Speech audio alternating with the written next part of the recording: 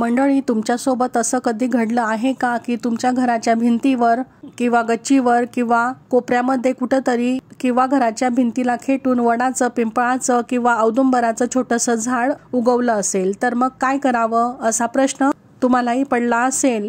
कारण वड, पिंपळ आणि औदुंबर ही वृक्ष पवित्र मानली जातात, त्यामुळे ती कापली जात नाहीत. आणि ही वृक्ष जेव्हा घराला एकदम चिकटून येतात किंवा घराच्या भिंतीतून येतात तेव्हा काय करावं असा प्रश्न आपल्याला नक्कीच पडत असतो. जेव्हा पिंपळ, औदुंबर अशा झाडांचा शेंडा भिंतीबाहेर नजरेस पडतो तेव्हा त्यांची मुळं आत खोलवर गेलेली असतात. अशा वेळी कोणताही विचार न करता ही झाडं मुळासकट काढून टाकणंच योग्य ठरतं. कारण एकदा का ही वृक्ष वाढली की ती घराच्या पायाला धक्का लावू शकतात. यांची मुळं खोल आतमध्ये गेलेली असतात. म्हणून तुमच्या घरातून किंवा भिंतीतून अशी झाडं आली असतील तर ती समूळ नष्ट करावीत, कारण नंतर ही मोठी समस्या होऊन बसते. म्हणून घराशेजारी आपोआप उगवून आलेली ही झाडं लहान असतानाच काढून टाकणं योग्य ठरतं आणि त्याचं विसर्जन देखील आपण योग्य रीतीने करावं. पण त्या झाडांची व्यवस्थित पूजा करावी आणि दही भाताचा नैवेद्यही आपण दाखवावा.